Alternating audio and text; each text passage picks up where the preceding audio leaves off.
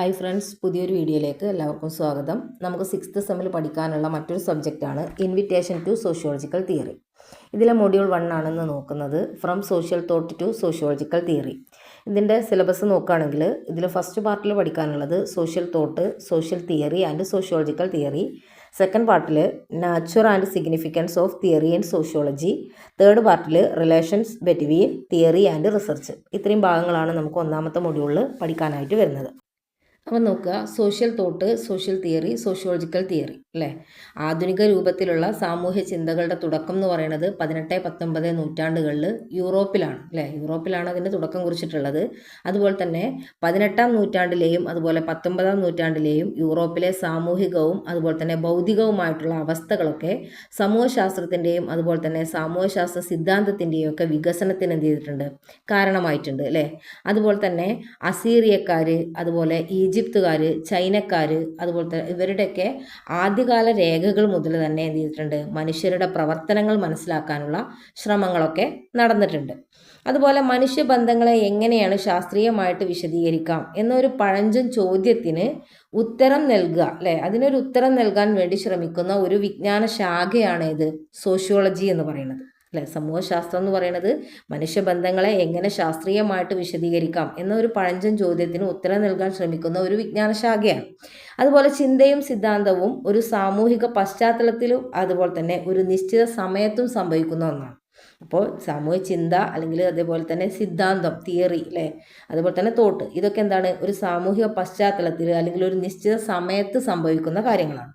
അതുപോലെ തന്നെ ഒരു നിശ്ചിത സമയത്തും ഒരു പ്രത്യേക സ്ഥലത്തും പ്രത്യേക സാഹചര്യങ്ങളിലും ജീവിക്കുന്ന ആളുകളാണെന്ത്, സോഷ്യൽ തോട്ടിൻ്റെ ഉറവിടം അല്ലേ. സാമൂഹ്യ ചിന്തേൻ്റെ ഉറവിടം എന്ന് പറയുന്നത് ഒരു നിശ്ചിത സമയത്തും അതുപോലെ തന്നെ ഒരു പ്രത്യേക സ്ഥലത്തും പ്രത്യേക സാഹചര്യങ്ങളിലും ജീവിക്കുന്ന ആളുകളാണെന്ത്, ചിന്തയുടെ ഉറവിടം എന്ന് പറയുന്നത്. അതുപോലെ തന്നെ എല്ലാ സാമൂഹിക ആശയങ്ങളും സാമൂഹിക തത്വചിന്തകന്മാരാണ് എന്ത് ചെയ്യുന്നത്, വികസിപ്പിച്ചെടുക്കുന്നത്. ഇനി നമുക്ക് സോഷ്യൽ തോട്ട് എന്താണെന്നുള്ളത് നോക്കാം.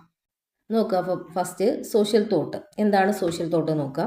സാമൂഹ്യ ചിന്ത എന്ന് പറയുന്നത് പ്രധാനമായിട്ടും മനുഷ്യൻ്റെ പ്രത്യേക ജീവിതത്തെയും പ്രവർത്തനങ്ങളെയും കുറിച്ചിട്ടുള്ള ചിന്തയെയാണ് സൂചിപ്പിക്കുന്നത് അല്ലേ. അപ്പോൾ അതാണ് സോഷ്യൽ തോട്ട് എന്ന് പറഞ്ഞാൽ മനുഷ്യന്മാരുടെ പ്രത്യേക ജീവിതത്തെയും അതുപോലെ തന്നെ പ്രവർത്തനങ്ങളെയും കുറിച്ചിട്ടുള്ള ചിന്ത. ഇനി സോഷ്യൽ തോട്ടിനുള്ള കുറച്ച് ഡെഫിനിഷൻസ് ഉണ്ട്, അത് നോക്കാം. ഫസ്റ്റ് ഡെഫിനേഷൻ കൊടുത്ത ആളാണ് ബൊഗാഡസ്. ബൊഗാഡസ് പറഞ്ഞത് സാമൂഹ്യ ചിന്ത എന്ന് പറയുന്നത് വർത്തമാനകാലത്തിലോ അല്ലെങ്കിൽ മനുഷ്യ ചരിത്രത്തിലോ ഉള്ള ഒന്നോ അതിലധികമോ വ്യക്തികളുടെ സാമൂഹ്യ പ്രശ്നങ്ങളെ കുറിച്ചിട്ട് ചിന്തിക്കുക എന്നുള്ളതാണ് സോഷ്യൽ തോട്ട് എന്നാണ് ആര് പറഞ്ഞത്, ബൊഗാഡസ് പറഞ്ഞത്. എന്താ പറഞ്ഞത്, സാമൂഹ്യ ചിന്ത എന്ന് പറയുന്നത് വർത്തമാനകാലത്തിലോ അല്ലെങ്കിൽ മനുഷ്യ ചരിത്രത്തിലോ ഉള്ള ഒന്നോ അതിലധികമോ വ്യക്തികളുടെ സാമൂഹിക പ്രശ്നങ്ങളെ കുറിച്ചിട്ട് ചിന്തിക്കുക എന്നുള്ളതാണ് സോഷ്യൽ തോട്ട്.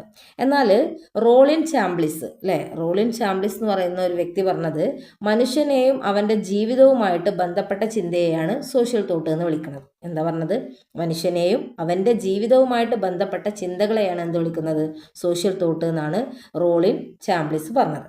അതുപോലെ H.E. ജെൻസൺ എന്ന് പറയുന്ന ഒരു വ്യക്തി പറഞ്ഞത് മനുഷ്യൻ്റെ സഹജീവികളോടുള്ള ബന്ധത്തെയും അതുപോലെ തന്നെ കടമയെയും കുറിച്ചിട്ടുള്ള ചിന്തയുടെ സമഗ്രതയാണ് സാമൂഹ്യ ചിന്ത എന്നാണ് അദ്ദേഹം പറഞ്ഞത്. H.E. ജെൻസൺ എന്താ പറഞ്ഞത്, മനുഷ്യൻ്റെ സഹജീവികളോടുള്ള ബന്ധത്തെയും കടമയെയും കുറിച്ചിട്ടുള്ള ചിന്തയുടെ സമഗ്രതയാണ് സാമൂഹ്യ ചിന്ത എന്നാണ് അദ്ദേഹം പറഞ്ഞത്.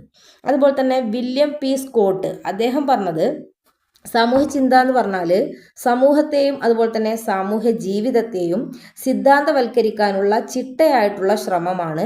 അതുപോലെ തന്നെ അതെന്താവാം, ക്ലാസിക്കലോ അല്ലെങ്കിൽ ആധുനികമോ ശാസ്ത്രീയമോ അല്ലെങ്കിൽ അശാസ്ത്രീയമോ ആവാം എന്നുമാണ് അദ്ദേഹം പറഞ്ഞത് അല്ലേ. എന്താണ് വില്യം പി സ്കോട്ട് പറഞ്ഞത്, സോഷ്യൽ തോട്ട് എന്ന് പറഞ്ഞാൽ സമൂഹത്തെയും അതുപോലെ തന്നെ സാമൂഹ്യ ചിന്തയെയും സിദ്ധാന്തവൽക്കരിക്കാനുള്ള ചിട്ടയായിട്ടുള്ള ഒരു ശ്രമമാണ്.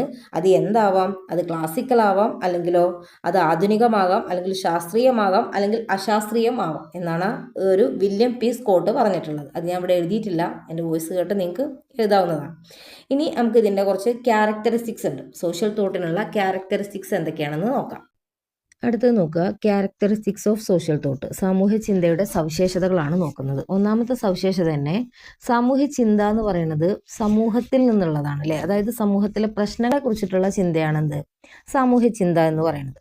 രണ്ടാമത്തത് സമൂഹത്തിലെ എല്ലാ അംഗങ്ങളുടെയും ചിന്തയല്ല സാമൂഹ്യ ചിന്ത എന്ന് പറയുന്നത്. അതായത് ഇപ്പോൾ പണ്ഡിതന്മാരുടെ അല്ലെങ്കിൽ യുക്തിവാദികളുടെ അതുപോലെ ശാസ്ത്രജ്ഞന്മാരുടെ ഫിലോസഫർമാരുടെ ഇവരുടെയൊക്കെ ഒരു എന്താ പറയുക ചിന്തയാണ് എന്ത് സാമൂഹ്യ ചിന്ത എന്ന് പറയുന്നത്. ഇവരുടെയൊക്കെ എന്താ പറയുക പരിണമിച്ചിട്ടുണ്ടായതാണ് സാമൂഹ്യ ചിന്ത എന്ന് പറയുന്നത്. അപ്പോൾ സമൂഹത്തിലെ എല്ലാ അംഗങ്ങളുടെയും ചിന്തയല്ല എന്ത് സാമൂഹ്യ ചിന്ത എന്ന് പറയുന്നത്.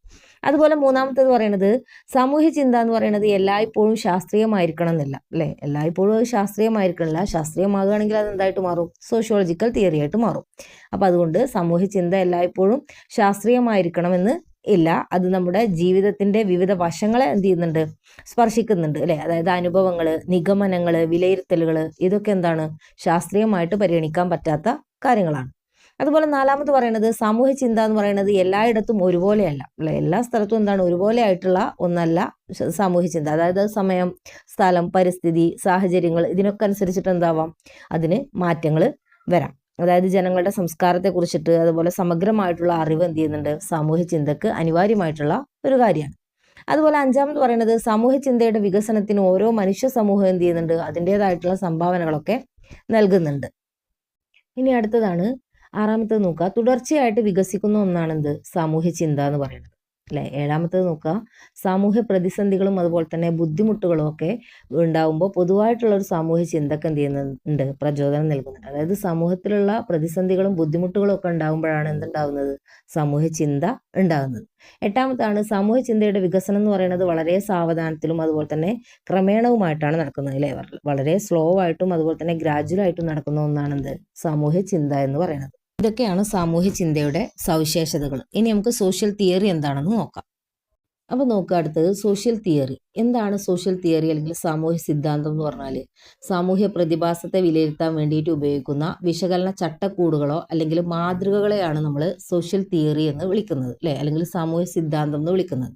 ഈ തിയറി എന്നുള്ള വേർഡ് തിയറിയ എന്ന് പറയുന്ന ഗ്രീക്ക് വേർഡിൽ നിന്നാണ് വന്നിട്ടുള്ളത് അല്ലേ. തിയറി എന്നുള്ള വേർഡ് തിയറിയ എന്നുള്ള ഗ്രീക്ക് വേർഡിൽ നിന്നാണ് വന്നിട്ടുള്ളത്. അതുപോലെ തന്നെ ഇതിൻ്റെ അർത്ഥം എന്താണ്? ഉറ്റുനോക്കുക അല്ലെങ്കിൽ നോക്കുക എന്നുള്ള അർത്ഥത്തിലാണ് തിയറിയ എന്നുള്ള വേർഡിൽ നിന്ന് ഈ ഒരു തിയറി എന്ന വേർഡ് വന്നിട്ടുള്ളത്. അതേപോലെ തന്നെ സമൂഹം എങ്ങനെ മാറുകയും വികസിക്കുകയും ചെയ്യുന്നു എന്നൊക്കെ എന്ത് ചെയ്യുന്നുണ്ട്? ഈ ഒരു സോഷ്യൽ തിയറി അല്ലേ, അതിനെയൊക്കെ വിശദീകരിക്കാൻ വേണ്ടിയിട്ട് എന്ത് ചെയ്യുന്നുണ്ട്? സോഷ്യൽ തിയറി സഹായിക്കുന്നുണ്ട്. അതുപോലെ തന്നെ സാമൂഹിക സ്വഭാവത്തെ എന്ത് ചെയ്യുന്നുണ്ട്? അതിനെ വിശദീകരിക്കുന്ന രീതികൾ, അതേപോലെ സാമൂഹ്യ പെരുമാറ്റം, അതുപോലെ അധികാരം, സാമൂഹ്യ ഘടന, ലിംഗഭേദം, വംശീയര്, ആധുനികത, നാഗരികത എന്നിവയെ കുറിച്ചിട്ടുള്ള ആശയങ്ങൾ ഈ ഒരു സോഷ്യൽ തിയറിയിൽ ഉൾക്കൊള്ളുന്നുണ്ട്. അതേപോലെ തന്നെ ഇന്ന് സോഷ്യൽ തിയറികൾ എന്തായിട്ടുണ്ട്? പുതിയ ചില തീമുകൾക്കൊക്കെ പ്രാധാന്യം കൊടുക്കുന്നുണ്ട് അല്ലെ. അതേപോലെ സാമൂഹ്യ ജീവിതത്തിന്റെ സ്വഭാവവും സമൂഹവും തമ്മിലുള്ള ബന്ധം, സാമൂഹ്യ സ്ഥാപനങ്ങളുടെ ഘടന, ലിംഗഭേദം, അതേപോലെ തന്നെ വംശം, വർഗം എന്നിവയൊക്കെ എന്ത് ചെയ്യുന്നുണ്ട്? ഇന്നത്തെ ഒരു കാലഘട്ടത്തിലെ സോഷ്യൽ തിയറിയുടെ പ്രധാന തീമുകളാണ്. അപ്പോൾ സോഷ്യൽ തിയറിയുടെ പ്രധാന തീമുകളാണ് എന്തൊക്കെ? ഈ ഒരു വംശം, വർഗം, അതേപോലെ ലിംഗഭേദം, അതുപോലെ തന്നെ സാമൂഹ്യ സ്ഥാപനങ്ങളുടെ ഘടന, അതേപോലെ എന്താ പറയുക സാമൂഹ്യ ജീവിതത്തിന്റെ സ്വഭാവവും സമൂഹവും തമ്മിലുള്ള ബന്ധം. ഇതൊക്കെ സോഷ്യൽ തിയറിയുടെ ഇന്നത്തെ കാലഘട്ടത്തിലുള്ള പ്രധാന തീമുകളാണ്. അതേപോലെ തന്നെ സോഷ്യൽ തിയറി എന്ന് വിളിക്കാൻ കഴിയുന്ന ചില സിദ്ധാന്തങ്ങൾക്ക് ഉദാഹരണമാണ് ഫെമിനിസ്റ്റ് സിദ്ധാന്തങ്ങളും അതേപോലെ തന്നെ വംശീയ സിദ്ധാന്തങ്ങളും. അപ്പോൾ സോഷ്യൽ തിയറിന്റെ ഉദാഹരണങ്ങളാണ് ഇതൊക്കെ. ഫെമിനിസ്റ്റ് സിദ്ധാന്തങ്ങളും അതുപോലെ തന്നെ വംശീയ സിദ്ധാന്തങ്ങളും. പ്രധാനപ്പെട്ടിട്ടുള്ള സോഷ്യൽ തിയറിസ്റ്റുകളാണ് ജെർഗൻ ഹാബർമസ്, അതുപോലെ Pierre Bourdieu, Anthony Giddens, Erving Goffman, Michael Foucault, അതുപോലെ തന്നെ Dorothy Smith, Jeffrey Alexander, Jacques Derrida ഇവരൊക്കെയാണ് പ്രധാനപ്പെട്ടിട്ടുള്ള സോഷ്യൽ തിയറിസ്റ്റുകൾ എന്ന് അറിയപ്പെടുന്നത്. അതേപോലെ തന്നെ ഇത്തരം സൈദ്ധാന്തികര് അവരുടെ സ്വന്തം വിഷയത്തിനപ്പുറത്തേക്കും എന്ത് ചെയ്യുന്നുണ്ട്? പൊതുമണ്ഡലത്തിലും സ്വാധീനം ചെലുത്താൻ കഴിഞ്ഞിട്ടുള്ള വ്യക്തികളാണ് ഈ പറഞ്ഞിട്ടുള്ള സോഷ്യൽ തിയറിസ്റ്റുകളൊക്കെ. അതേപോലെ തന്നെ ഇന്നത്തെ പ്രശ്നങ്ങളെ സൈദ്ധാന്തികവൽക്കരിക്കാനാണ് സോഷ്യൽ തിയറി ശ്രമിക്കുന്നത്. അപ്പോൾ സോഷ്യൽ തിയറി എന്തിനാണ് ശ്രമിക്കുന്നത്? ഇന്നത്തെ പ്രശ്നങ്ങളെ സൈദ്ധാന്തികവൽക്കരിക്കുക എന്നുള്ള ഉദ്ദേശമാണ് സോഷ്യൽ തിയറിക്ക് ഉള്ളത്. നോക്കുക, അടുത്ത പഠിക്കാനുള്ളത് difference between social theory and sociological theory. അത് കഴിഞ്ഞിട്ട് നമുക്ക് സോഷ്യോളജിക്കൽ തിയറി കൂടുതലായിട്ട് നോക്കാം. അപ്പോൾ സോഷ്യൽ തിയറിയും സോഷ്യോളജിക്കൽ തിയറിയും തമ്മിലുള്ള വ്യത്യാസങ്ങളാണ് നമ്മൾ നോക്കുന്നത്. അതിൽ പറയുന്നത് എന്താണ് സോഷ്യൽ തിയറി പറഞ്ഞാൽ? സാമൂഹ്യ പ്രതിഭാസത്തെ വിശകലനം ചെയ്യാൻ സഹായിക്കുന്ന ആശയങ്ങൾ, അതുപോലെ തന്നെ വാദങ്ങൾ, മാതൃകകൾ എന്നിവയുടെ ഒരു കൂട്ടത്തിനെയാണ് നമ്മൾ സോഷ്യൽ തിയറി എന്ന് വിളിക്കുന്നത്. എന്നാൽ സോഷ്യോളജിക്കൽ തിയറി എന്ന് പറയുന്നത് സമൂഹത്തെ വിശദീകരിക്കാനുള്ള ഒരു കൂട്ടം ആശയങ്ങളെയാണ് സോഷ്യോളജിക്കൽ തിയറി എന്ന് പറയുന്നത്. അതേപോലെ തന്നെ സോഷ്യൽ തിയറി ആധുനിക സമൂഹത്തെ വിശദീകരിക്കുന്നതിനേക്കാൾ കൂടുതൽ എന്താ ചെയ്യുന്നത്, വിമർശിക്കുന്നതിനാണ് ശ്രദ്ധ കൊടുക്കുന്നത് അല്ലേ. അതിൻ്റെ ലക്ഷ്യം അതുപോലെ തന്നെ മുഖ്യമായിട്ടും രാഷ്ട്രീയമാണ്. അപ്പോൾ സോഷ്യൽ തിയറിയുടെ ലക്ഷ്യം എന്ന് പറയുന്നത് രാഷ്ട്രീയമായിട്ടുള്ള കാര്യമാണ്. അതേപോലെ സോഷ്യോളജിക്കൽ തിയറി എന്ന് പറഞ്ഞാൽ സമൂഹത്തെ മനസ്സിലാക്കാൻ പരിശ്രമിക്കുകയും അതിനാണ് എന്ത് ചെയ്യുന്നത്, കൂടുതൽ ഊന്നൽ കൊടുക്കുകയും ചെയ്യുന്നത്. അപ്പോൾ സമൂഹത്തെ മനസ്സിലാക്കാൻ പരിശ്രമിക്കുന്നതാണ് എന്ത്, സോഷ്യോളജിക്കൽ തിയറി എന്ന് പറയുന്നത്. അതേപോലെ തന്നെ സോഷ്യോളജിക്കൽ തിയറി എന്ന് പറയുന്നത് ശാസ്ത്രീയമായ രീതികൾക്കും വസ്തുനിഷ്ഠതക്കുമാണ് പ്രാധാന്യം കൊടുക്കുന്നത് അല്ലേ. സോഷ്യോളജിക്കൽ തിയറി ശാസ്ത്രീയമായിട്ടുള്ള രീതികൾക്കും വസ്തുനിഷ്ഠതക്കുമാണ് കൂടുതൽ പ്രാധാന്യം കൊടുക്കുന്നത്. സോഷ്യോളജിക്കൽ തിയറി സമൂഹത്തെ ജഡ്ജ് ചെയ്യാൻ ശ്രമിക്കുന്നില്ല അല്ലെ. സമൂഹത്തിനെ ഒരു ജഡ്ജ്മെന്റ് നടത്താൻ എന്ത് ചെയ്യുന്നില്ല, സോഷ്യോളജിക്കൽ തിയറി ശ്രമിക്കുന്നില്ല.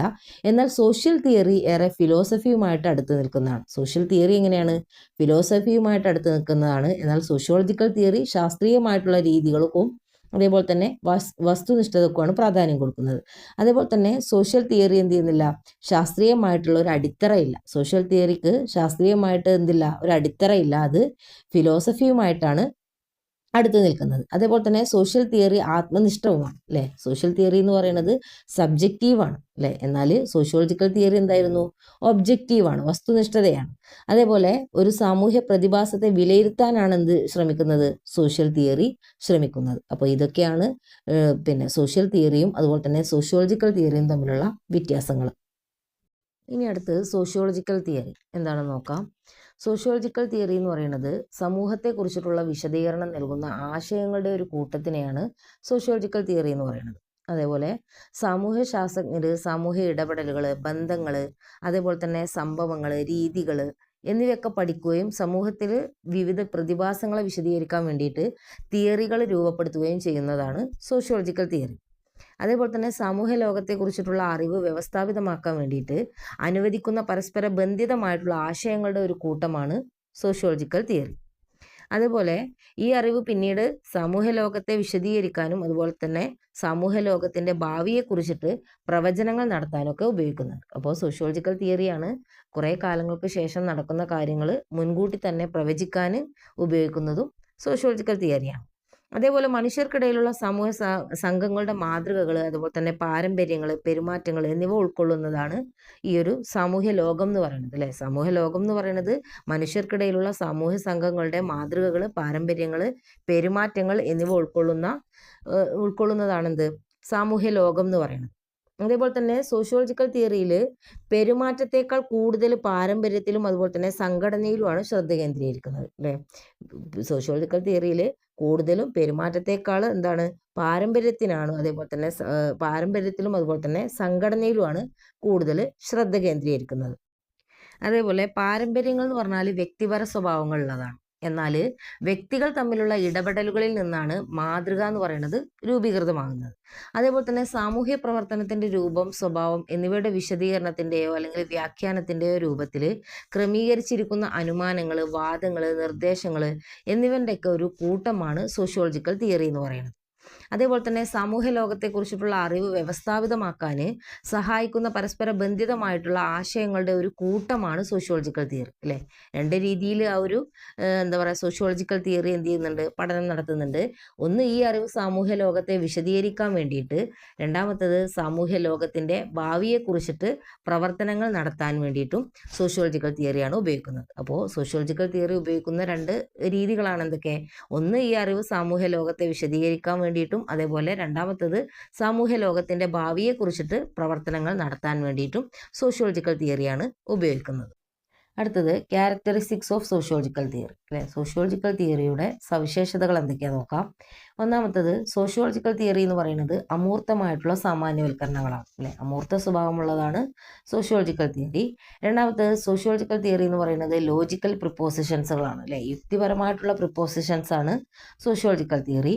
മൂന്നാമത്തത് സാമൂഹ്യ പ്രതിഭാസങ്ങളെ സംബന്ധിക്കുന്ന ആശയ രൂപീകരണങ്ങളാണ് അല്ലേ. സാമൂഹ്യ പ്രതിഭാസങ്ങളെ സംബന്ധിക്കുന്ന ആശയ രൂപീകരണങ്ങളാണ് സോഷ്യോളജിക്കൽ തിയറി. അതുപോലെ തന്നെ നാലാമത്തത് അനുഭവ സാമാന്യവൽക്കരണങ്ങളാണ് സോഷ്യോളജിക്കൽ തിയറി. അതേപോലെ തന്നെ അഞ്ചാമത്തത് വസ്തുതാധിഷ്ഠിതമായതാണ് സോഷ്യോളജിക്കൽ തിയറി. ആറാമത്തത് താൽക്കാലിക സ്വഭാവമുള്ളവയാണ് സോഷ്യോളജിക്കൽ തിയറി. ഏഴാമത്തത് സോഷ്യോളജിക്കൽ തിയറി എന്ന് പറയുന്നത് പരിശോധിക്കാൻ കഴിയുന്നതാണ്, അല്ലേ? വീണ്ടും പരിശോധിക്കാൻ പറ്റുന്നതാണ് സോഷ്യോളജിക്കൽ തിയറി. അപ്പോൾ ഈ 7 കാര്യങ്ങളാണ് സോഷ്യോളജിക്കൽ തിയറിയുടെ സവിശേഷതകൾ. ഇനി നമുക്ക് ഈ ഒന്നാമത്തെ മൊഡ്യൂളിലെ രണ്ടാമത്തെ പാർട്ടാണ് പഠിക്കാനുള്ളത്, nature and significance of theory in sociology, അല്ലേ? അതായത് സോഷ്യോളജി എന്ന് പറയുന്ന വിഷയത്തിനകത്തുള്ള സിദ്ധാന്തങ്ങളുടെ സ്വഭാവവും പ്രാധാന്യവുമാണ് ഇനി നമ്മൾ നോക്കുന്നത്. അപ്പോൾ നോക്കുക, പെരുമാറ്റവുമായിട്ട് ബന്ധപ്പെട്ട പഠനങ്ങളെക്കാൾ സമൂഹത്തിൻ്റെ അടിസ്ഥാന ഘടകങ്ങളും അവയുടെ സാമൂഹികവും അതുപോലെ തന്നെ അല്ലാത്തതുമായിട്ടുള്ള വശങ്ങളൊക്കെ ചിത്രീകരിക്കാനാണ് സമൂഹശാസ്ത്രജ്ഞന്മാരെന്ത് ചെയ്യുന്നത്, താല്പര്യം കാണിക്കുന്നത്, അല്ലേ? പെരുമാറ്റവുമായിട്ട് ബന്ധപ്പെട്ട പഠനങ്ങളെക്കാളും സമൂഹത്തിൻ്റെ അടിസ്ഥാന ഘടകങ്ങളും അതുപോലെ തന്നെ അവയുടെ സാമൂഹികവും അല്ലാത്തതുമായിട്ടുള്ള വശങ്ങൾ ചിത്രീകരിക്കുക എന്നുള്ളതാണ് സോഷ്യോളജിസ്റ്റുകളൊക്കെ എന്ത് ചെയ്യുന്നത്, കൂടുതൽ താല്പര്യം കാണിക്കുന്നത്. അതുപോലെ തന്നെ ഈ പഠന മേഖലകളിലൊക്കെ അവർ പെരുമാറ്റങ്ങളുടെയും അതുപോലെ തന്നെ ബന്ധങ്ങളുടെയും അർത്ഥത്തിനും അതുപോലെ തന്നെ പ്രാധാന്യത്തിനും അപ്പുറം അവയുടെ കാരണങ്ങളും ഫലങ്ങളും എന്ത് ചെയ്യുന്നുണ്ട്, കണ്ടെത്തുന്നുണ്ട്, അല്ലേ? ഈ ഒരു പഠനത്തിനേക്കാളും അവരെന്ത് ചെയ്യുന്നുണ്ട്, പെരുമാറ്റങ്ങളുടെയും ബന്ധങ്ങളുടെയും അർത്ഥത്തിനും അതുപോലെ തന്നെ പ്രാധാന്യത്തിനും അപ്പുറം അവയുടെ കാരണങ്ങളും ഫലങ്ങളും കണ്ടെത്താനാണ് സോഷ്യോളജിസ്റ്റുകൾ എന്ത് ചെയ്യുന്നത്, ശ്രമിക്കുന്നത്. അതുപോലെ തന്നെ സാമൂഹ്യ പ്രവർത്തനങ്ങളുടെയും ബന്ധങ്ങളുടെയും ഉദ്ദേശിക്കാത്ത അനന്തര ഫലങ്ങളെ കുറിച്ചിട്ടും സമൂഹശാസ്ത്രജ്ഞന്മാരെന്ത് ചെയ്യുന്നുണ്ട്, ആശങ്കാകുലരാകുന്നുണ്ട്, അല്ലേ? സാമൂഹിക പ്രവർത്തനങ്ങളുടെയും അതുപോലെ തന്നെ ബന്ധങ്ങളുടെയും ഉദ്ദേശിക്കാത്ത അനന്തര ഫലങ്ങളെ കുറിച്ചിട്ടും സമൂഹശാസ്ത്രജ്ഞന്മാരെന്താണ്, ആശങ്കാകുലരാണ്. അതുപോലെ തന്നെ കാര്യകാരണ വിശദീകരണങ്ങൾ അതുപോലെ സാമൂഹ്യ ജീവിതത്തിന്റെ സിദ്ധാന്തങ്ങളുമായിട്ട് എന്ത് ചെയ്യാം, സംയോജിക്കപ്പെടുന്നുണ്ട്, അല്ലേ? കാര്യകാരണ വിശദീകരണങ്ങൾ സാമൂഹ്യ ജീവിതത്തിന്റെ സിദ്ധാന്തങ്ങളുമായിട്ട് എന്താവുന്നുണ്ട്, അത് സംയോജിക്കപ്പെടുന്നുണ്ട്. അതുപോലെ തന്നെ സമൂഹശാസ്ത്രം എത്രത്തോളം വിശാലവും അതുപോലെ തന്നെ വിജയകരവുമാണെന്നതിനെ ആശ്രയിച്ചിട്ടാണ് കാര്യകാരണപരമായിട്ടുള്ള വിശദീകരണങ്ങൾ സാമൂഹ്യ ജീവിതത്തിലേക്ക് എന്ത് ചെയ്യുന്നത്, സംയോജിക്കപ്പെടുന്നത്, അല്ലേ? അപ്പോൾ എങ്ങനെയാണ് ഈ സിദ്ധാന്തങ്ങൾ സംയോജിക്കപ്പെടുന്നത്?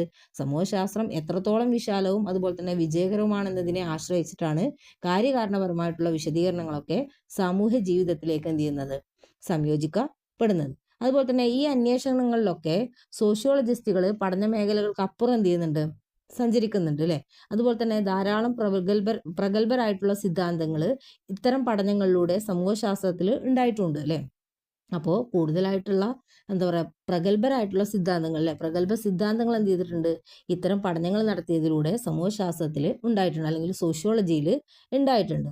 ഈ സിദ്ധാന്തങ്ങളൊക്കെ മനുഷ്യന്റെ പെരുമാറ്റം യുക്തിതത്വങ്ങളിൽ നിന്നോ അല്ലെങ്കിൽ നിയമങ്ങളുടെ ആന്തരിക വ്യവസ്ഥയിൽ നിന്നോ ഒക്കെ ഉണ്ടായതായിട്ടാണ് വിശദീകരിക്കുന്നത്. അതേപോലെ പിന്നെ നോം ചോംസ്കിയുടെ ഒരു തിയറി ഉണ്ട്, പരിവർത്തന വ്യാകരണ സിദ്ധാന്തം അല്ലെങ്കിൽ ട്രാൻസ്ഫോർമേഷൻ ഗ്രാമർ. അതേപോലെ തന്നെ ജെർഗൻ ഹാബർമാസിന്റെ ഒരു തിയറിയാണ് കമ്മ്യൂണിക്കേറ്റീവ് കോമ്പിറ്റൻസ്, അല്ലെ? അല്ലെങ്കിൽ ആശയവിനിമയ ശേഷി സിദ്ധാന്തം. ഈ ഒരു ആശയവിനിമയ ശേഷി സിദ്ധാന്തം അതുപോലെ തന്നെ പരിവർത്തന വ്യാകരണ സിദ്ധാന്തമൊക്കെ ഈ ഒരു ഉദാഹരണങ്ങൾ നോക്കുകയാണെങ്കിൽ സോഷ്യൽ സയൻസിലെ സിദ്ധാന്തവൽക്കരണം നാച്ചുറൽ സയൻസിൽ നിന്ന് അടിസ്ഥാനപരമായിട്ട് വ്യത്യസ്തമാണ് എന്നതിൻ്റെ ഒരു സൂചനയായിട്ട് നമുക്ക് ഈ ഒരു 2 തിയറിയെ പറയാൻ പറ്റും. അടുത്ത പഠിക്കാനുള്ളതാണ് nature and characteristics of theory, അല്ലേ? അതായത് തിയറി എന്ന് പറഞ്ഞാൽ രണ്ടോ അതിലധികമോ ആശയങ്ങൾ എങ്ങനെ ബന്ധപ്പെട്ടിരിക്കുന്നു എന്നതിനെ കുറിച്ചിട്ടുള്ള അനുമാനങ്ങളെയാണ് എന്ത് വിളിക്കുന്നത്, തിയറി എന്ന് വിളിക്കുന്നത്, അല്ലേ? രണ്ടോ അതിലധികമോ ആശയങ്ങൾ എങ്ങനെ ബന്ധപ്പെട്ടിരിക്കുന്നു എന്നതിനെ കുറിച്ചിട്ടുള്ള അനുമാനങ്ങളാണ് തിയറി അല്ലെങ്കിൽ സിദ്ധാന്തം. അതായത് മറ്റൊരു വിധത്തിൽ പറയുകയാണെങ്കിൽ എന്തുകൊണ്ടാണ് എന്തെങ്കിലും സംഭവിക്കുന്നത് എന്നതിൻ്റെ ഒരു വിശദീകരണമാണ് എന്ത്, തിയറി, അല്ലേ? എന്തുകൊണ്ടാണ് ഒരു കാര്യം സംഭവിക്കുന്നത് എന്നതിനെ കുറിച്ചിട്ടുള്ള വിശദീകരണത്തിനെയാണ് തിയറി എന്ന് വിളിക്കുക. അതുപോലെ തന്നെ സിദ്ധാന്തങ്ങളില്ലാതെ സമൂഹ ജീവിതത്തിലെ കാരണങ്ങളും അനന്തരഫലങ്ങളും എന്ത് ചെയ്യാൻ പറ്റൂല, മനസ്സിലാക്കാൻ സാധിക്കൂല. അതുപോലെ തന്നെ ഇതിന്റെ സവിശേഷതകൾ എന്തൊക്കെയാന്ന് വെച്ചാൽ ഒന്നാമത്തെ സവിശേഷതയാണ് ടൈം ബൗണ്ടഡ്നെസ് ആണ്, അല്ലേ? അതായത് സമയപരിധി ഉണ്ട്. ടൈം ബൗണ്ടഡ്നെസ് എന്ന് പറഞ്ഞാൽ സമയപരിധി ഉണ്ട് എന്ത്, തിയറിക്ക്. അതായത് ശാസ്ത്രീയമായിട്ടുള്ള ആശയങ്ങൾ സവിശേഷവും അതുപോലെ തന്നെ കാലികവുമായതിനെ മറികടക്കാൻ എന്ത് ചെയ്യുന്നുണ്ട്, നിരന്തരം ശ്രമിക്കുന്നുണ്ട്. അതുകൊണ്ട് തന്നെ ശാസ്ത്രീയമായിട്ടുള്ള സിദ്ധാന്തങ്ങൾ പൊതുവായതും അതുപോലെ തന്നെ അടിസ്ഥാനപരവും കാലാധിഷ്ഠിതവും സാർവത്രികവുമാണെന്ന് പറയാം, അല്ലെ? ടൈംലെസ്സും അതുപോലെ തന്നെ എന്താ പറയുക ഫണ്ടമെന്റലാണ് അതുപോലെ തന്നെ യൂണിവേഴ്സൽ ആണ് തിയറികൾ നമുക്ക് പറയാൻ പറ്റും. അതുപോലെ രണ്ടാമത്തെ ഒരു സവിശേഷതയാണ് ഒബ്ജക്റ്റിവിറ്റി അല്ലെങ്കിൽ വസ്തുനിഷ്ഠത എന്ന് പറയുന്നത്. ശാസ്ത്ര സിദ്ധാന്തങ്ങളുടെ മറ്റ് പ്രധാനപ്പെട്ട ഒരു സവിശേഷതയാണ് ഈ ഒബ്ജക്റ്റിവിറ്റി എന്ന് പറയുന്നത്, അല്ലെ? അതെന്താണ്, സാധാരണമായിട്ടുള്ള ഭാഷയേക്കാൾ ഔപചാരികമായിട്ടുള്ള രീതിയിലാണ് എന്ത് ചെയ്യുന്നത്, ഇത് പ്രകടിപ്പിക്കുന്നത് എന്നതാണ്, അല്ലെ? ഔപചാരികമായിട്ടുള്ള രീതിയിലാണ് എന്ത് ചെയ്യുന്നത്, തിയറികളെ പ്രകടിപ്പിക്കുന്നത്. അതുപോലെ തന്നെ സിദ്ധാന്തം എന്ന് പറയുന്നത് നിഷ്പക്ഷവും വസ്തുനിഷ്ഠവും അതുപോലെ തന്നെ നേരായതുമായിട്ടുള്ള വാക്കുകളിൽ പ്രസ്താവിച്ചിരിക്കുന്നത് കൊണ്ട് തന്നെ അത് എന്ത് ചെയ്യാൻ പറ്റും, പരിശോധിക്കാനും പറ്റും. അതിനെ കൂടുതൽ എല്ലാവർക്കും അത് വായിച്ചാൽ മനസ്സിലാക്കുന്ന തരത്തിലുമായിരിക്കും ഈ ഒരു തിയറി എന്ന് പറയുന്നത്. അത് അതിൻ്റെ രണ്ടാമത്തെ ഒരു സവിശേഷത. മൂന്നാമത്തെ സവിശേഷതയാണ് റിലയബിലിറ്റിയും ആൻഡ് വെരിഫയബിലിറ്റിയും, അല്ലേ? അതായത് വിശ്വസനീയമായതുമാണ്, അതുപോലെ തന്നെ എന്ത് ചെയ്യാൻ പറ്റും, പുനഃപരിശോധിക്കാനും പറ്റുന്നതാണ്. അതുപോലെ തന്നെ അത് പറഞ്ഞാൽ എന്താണ്, അതായത് തിയറി എന്ന് പറയുന്നത് എന്താണ്, വിശ്വസനീയമായതാണ്. അതുപോലെ അത് പിന്നീട് എന്ത് ചെയ്യാൻ പറ്റും, പുനഃപരിശോധിച്ചിട്ട് നോക്കിയിട്ട് അതിൻ്റെ സിസ്റ്റമാറ്റിക്കലി ഇവാലുവേറ്റ് ചെയ്യാൻ പറ്റുന്ന ഒന്നാണ്, അല്ലേ? അതിൻ്റെ ഡാറ്റകൾ എന്ത് ചെയ്യാൻ പറ്റും, വീണ്ടും പരിശോധിച്ച് അതിനെ ഇവാലുവേറ്റ് ചെയ്യാൻ പറ്റുന്ന ഒന്നാണ് തിയറി. ഇത്രയും സവിശേഷതകളാണ് എന്തിനുള്ളത്, തിയറികൾക്ക് ഉള്ളത്.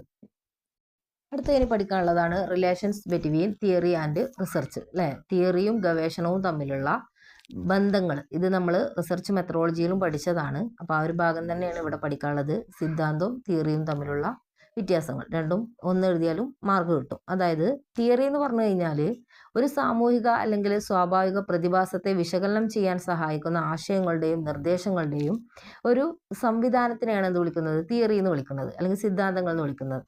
അതുപോലെ തന്നെ ചില കാര്യങ്ങൾ വിശദീകരിക്കാൻ നമ്മെ സഹായിക്കുന്ന തത്വങ്ങളുടെയോ അല്ലെങ്കിൽ വിശ്വാസങ്ങളുടെയോ ഒക്കെ ഒരു കൂട്ടമാണ് എന്ത്, തിയറി, അല്ലേ? അതുപോലെ തന്നെ ശാസ്ത്രത്തിൽ ശാസ്ത്രത്തിൽ സിദ്ധാന്തങ്ങൾ അനുഭവസിദ്ധമായിട്ടുള്ള വസ്തുതകളുടെയും തെളിവുകളുടെയും അടിസ്ഥാനത്തിലുള്ള ഒരു ചിത്രീകരണമാണ് തിയറി. അതുകൊണ്ട് തന്നെ ഈ ഒരു ഗവേഷണങ്ങളില്ലാതെ സിദ്ധാന്തങ്ങളോ അല്ലെങ്കിൽ സിദ്ധാന്തങ്ങളില്ലാതെ ഗവേഷണം എന്താവൂല, പൂർണ്ണമാവൂല, അല്ലെ? അത് അപൂർണമായിരിക്കും. അതുകൊണ്ട് തന്നെയാണ് തിയറിയും റിസർച്ചും തമ്മിൽ എന്തുണ്ട്, പരസ്പരം ബന്ധപ്പെട്ട് കിടക്കുന്നു എന്ന് പറയുന്നത്. ഇനി നോക്കാനുള്ളത് benefit to using theories in research, അല്ലേ? എന്താ പറയണത്, ഗവേഷണത്തിൽ സിദ്ധാന്തങ്ങൾ ഉപയോഗിക്കുന്നതിൻ്റെ പ്രയോജനങ്ങൾ എന്തൊക്കെയാണെന്നാണ് നോക്കുന്നത്. ഒന്നാമത്തത് പ്രതിഭാസത്തിൻ്റെ പ്രധാന ചാലകങ്ങളും അതുപോലെ തന്നെ ഫലങ്ങളും എന്താണ് എന്നും അതുപോലെ തന്നെ എന്തുകൊണ്ടാണെന്നൊക്കെ വിശദീകരിക്കാൻ എന്ത് ചെയ്യുന്നുണ്ട്, തിയറികൾ സഹായിക്കുന്നുണ്ട്, അല്ലേ? അതുപോലെ രണ്ടാമത് പറയുന്നത് മുൻകാല അനുഭവപരമായിട്ടുള്ള കണ്ടെത്തലുകൾ സമന്വയിപ്പിക്കാനും അതുപോലെ തന്നെ പരസ്പര വിരുദ്ധമായവയെ യോജിപ്പിക്കാനും എന്ത് ചെയ്യുന്നുണ്ട്, തിയറികൾ സഹായിക്കുന്നുണ്ട്. മൂന്നാമത്തേത് നോക്കുക, കൂടുതൽ ഗവേഷണത്തിന് യോഗ്യമായിട്ടുള്ള മേഖല തിരിച്ചറിയാൻ സഹായിക്കുന്നതിലൂടെ തിയറി എന്ത് ചെയ്യുന്നുണ്ട്, ഗവേഷണത്തിന് മാർഗനിർദ്ദേശം നൽകുന്നുണ്ട്.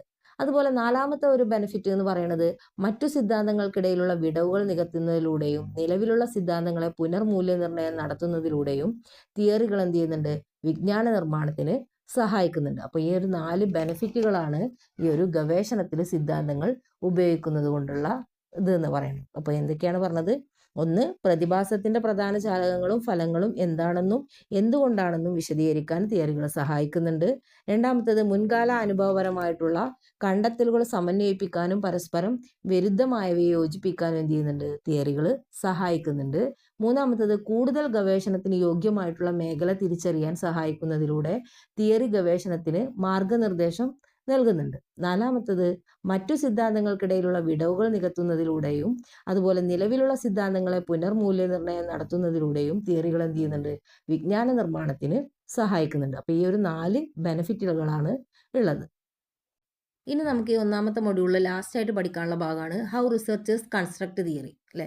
ഗവേഷകർക്ക് സിദ്ധാന്തങ്ങൾ രൂപീകരിക്കാൻ വേണ്ടിയിട്ട് 4 അപ്രോച്ചസുകൾ സ്വീകരിക്കാൻ പറ്റും എന്നാണ് സ്റ്റെയിൻഫീൽഡും അതുപോലെ തന്നെ ഫുൾക്ക് എന്ന് പറയുന്ന 2 വ്യക്തികൾ പറയുന്നത്. അവർ 1990 ഈ ഒരു 4 അപ്രോച്ചസുകളെ കുറിച്ച് പറഞ്ഞിട്ടുള്ളത്. അതിൽ ഒന്നാമത്തത് പറയണത് സംഭവങ്ങളുടെയോ അല്ലെങ്കിൽ പെരുമാറ്റങ്ങളുടെയോ നിരീക്ഷണ രീതികളെ അടിസ്ഥാനമാക്കിയിട്ട് സിദ്ധാന്തങ്ങൾ വികസിപ്പിക്കുന്നതാണ് ഒന്നാമത്തെ രീതി എന്ന് പറയുന്നത്. അതായത് സിദ്ധാന്തം അനുഭവപരമായിട്ടുള്ള നിരീക്ഷണങ്ങളെ അടിസ്ഥാനമാക്കിയുള്ളതിനാൽ തന്നെ ഈ ഒരു സമീപനത്തെ സാധാരണയായിട്ട് വിളിക്കുന്നത് ഗ്രൗണ്ടഡ് തിയറി ബിൽഡിംഗ് എന്നാണ്, അല്ലെങ്കിൽ അടിസ്ഥാന സിദ്ധാന്ത നിർമ്മാണം എന്നാണ് ഈ ഒരു ഒന്നാമത്തെ അപ്രോച്ചസിനെ വിളിക്കുന്നത്. രണ്ടാമത്തത് പ്രതിഭാസവുമായിട്ട് ബന്ധപ്പെട്ട പ്രവചനങ്ങളുടെ മറ്റൊരു രൂപം തിരിച്ചറിയുന്നതിനായി ഒരു നിശ്ചിത ചട്ടക്കൂട് ഉപയോഗിക്കുന്ന ഇതാണ് സിദ്ധാന്ത വികസനത്തിനായിട്ടുള്ള രണ്ടാമത്തെ രീതി എന്ന് പറയുന്നത്. എന്താ പറഞ്ഞത്, പ്രതിഭാസവുമായിട്ട് ബന്ധപ്പെട്ട പ്രവചനങ്ങളുടെ മറ്റൊരു രൂപം തിരിച്ചറിയാൻ വേണ്ടിയിട്ട് ഒരു നിശ്ചിത ചട്ടക്കൂട് ഉപയോഗിക്കുകയാണ് ഈ ഒരു സിദ്ധാന്ത വികസനത്തിനായിട്ടുള്ള രണ്ടാമത്തെ ഒരു അപ്രോച്ച് എന്ന് പറയുന്നത്. ഇത് എന്താണ്, ഗവേഷകനെ ഒരു ഇൻഡക്റ്റീവ് കഴിവുകളെ ആശ്രയിക്കുന്നുണ്ട്, അല്ലേ? ഈ ഒരു രീതി ഗവേഷകന്റെ ഇൻഡക്റ്റീവ് കഴിവുകളെ ആശ്രയിക്കുന്നുള്ള ഒരു സമീപനമാണ്. അതുകൊണ്ട് രണ്ടാമത്തെ അപ്രോച്ചാണ് ഇൻഡക്റ്റീവ് അപ്രോച്ച് എന്ന് പറയുന്നത്. അതുപോലെ തന്നെ പഠിക്കുന്ന പ്രതിഭാസത്തെക്കുറിച്ചിട്ടുള്ള മുൻ അറിവ് അനുസരിച്ചിട്ട് എന്ത് ചെയ്യുന്നുണ്ട്, വ്യാഖ്യാനങ്ങൾ പക്ഷാപാതപരം ആക്കാൻ പറ്റും ഇവിടെ. അതുപോലെ മൂന്നാമത്തേതാണ് ഒരു പുതിയ സാഹചര്യത്തെ വിശദീകരിക്കാൻ നിലവിലുള്ള ആശയങ്ങൾ വിപുലീകരിക്കുകയോ അല്ലെങ്കിൽ പരിഷ്കരിക്കുകയോ ചെയ്യുന്നതാണ് മൂന്നാമത്തെ രീതി എന്ന് പറയുന്നത്. ഒരു പുതിയ സാഹചര്യത്തെ വിശദീകരിക്കാനോ അല്ലെങ്കിൽ നിലവിലുള്ള ആശയങ്ങളെ വിപുലീകരിക്കുകയോ അല്ലെങ്കിൽ അത് പരിഷ്കരിക്കുകയോ ചെയ്യുന്നതാണ് മൂന്നാമത്തെ ഒരു രീതി എന്ന് പറയുന്നത്. അതായത് സംഘാടനപരമായിട്ടുള്ള പഠനത്തെ വിശദീകരിക്കാനാണ് വ്യക്തിഗത പഠന സിദ്ധാന്തങ്ങൾ വിപുലീകരിക്കുന്നത്. അതായത് പഴയ തിയറികളൊക്കെ എന്ത് ചെയ്യും, വികസിപ്പിച്ചുകൊണ്ട് പുതിയത് സൃഷ്ടിക്കുന്നതിനായിട്ടുള്ള ഒരു മാർഗം കൂടിയാണ് ഈ മൂന്നാമത്തെ തിയറി അപ്രോച്ചസ് എന്ന് പറയുന്നത്, ഡിഡക്റ്റീവ് അപ്രോച്ചസ്. ഇനി നാലാമത്തേതാണ് നിലവിലുള്ള സിദ്ധാന്തങ്ങൾ തമ്മിലുള്ള ഘടനാപരമായിട്ടുള്ള സാമ്യതകൾ പ്രയോജനപ്പെടുത്തിയിട്ട് തികച്ചും പുതിയ സന്ദർഭങ്ങളിൽ അവ ഉപയോഗപ്പെടുത്തുന്നതായിട്ടുള്ള ഇതാണ് ഈ ഒരു നാലാമത്തെ രീതി എന്ന് പറയുന്നത് അല്ലേ. നിലവിലുള്ള സിദ്ധാന്തങ്ങൾ തമ്മിലുള്ള എന്ത് ചെയ്യുക, ഘടനാപരമായിട്ടുള്ള സാമ്യതകളൊക്കെ പ്രയോജനപ്പെടുത്തിയും കൊണ്ട് തികച്ചും പുതിയ സന്ദർഭങ്ങളിൽ എന്ത് ചെയ്യുക, ആ ഒരു തിയറികൾ ഉപയോഗപ്പെടുത്തുക. അതാണ് ഈ നാലാമത്തെ അപ്രോച്ചസ് എന്ന് പറയുന്നത്. അപ്പോൾ ഇതാണ് ആ 4 അപ്രോച്ചസുകൾ. ഇതോടുകൂടിയിട്ട് ഇൻവിറ്റേഷൻ ടു സോഷ്യോളജിക്കൽ തിയറിയിലെ ഒന്നാമത്തെ മൊഡ്യൂൾ കംപ്ലീറ്റ് ആയിട്ടുണ്ട്. അപ്പോൾ ഇനി അടുത്തൊരു വീഡിയോ ആയിട്ട് കാണാം.